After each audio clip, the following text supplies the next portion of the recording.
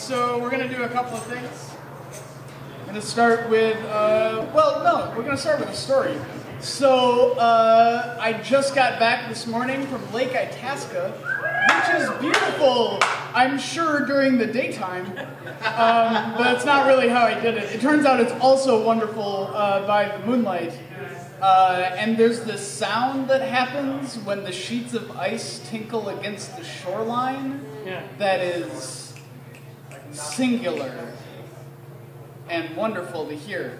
I got to learn all kinds of stuff, partly about anatomy. There's a reason why piercing your ears is usually a two-person activity, which is why I have red holes or red dots instead of like actual piercings. So I'm learning things. It was remarkable to me getting back how much my perspective on the Mississippi changed just by visiting that spot once, though, because like this morning I was standing at the place where all of that water started, and I have some of it in my car. It's not theft if it's from nature. But it's been on my mind, the north end and the south end of this fantastic creature we've got living with us. So, on to the parts that are a little closer to art.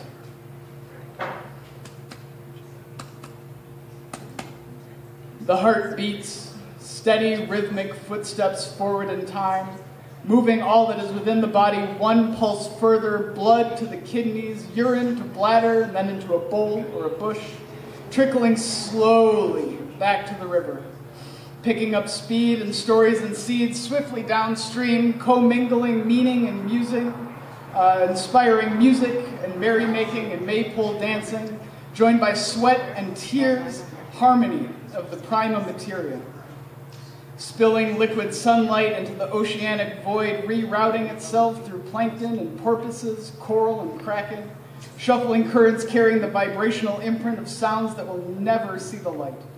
Amorphous molecules shift starward past the false boundaries of the surface to blend with the sky, floating among dreams, dancing through jet engines, cuddling with lonely balloons lost from some distant celebration, finding friends, sharing stories as density accumulates, the collective weight of billions of joys and sorrows darkening the earth below, the whale in a crack, tumbling heavily back into the gutters and rain barrels, sloshing through sewers and city circuitry, tended carefully or not, baggage unpacked, tucked into tubes, through taps, into a glass, sipped slow and savored deep.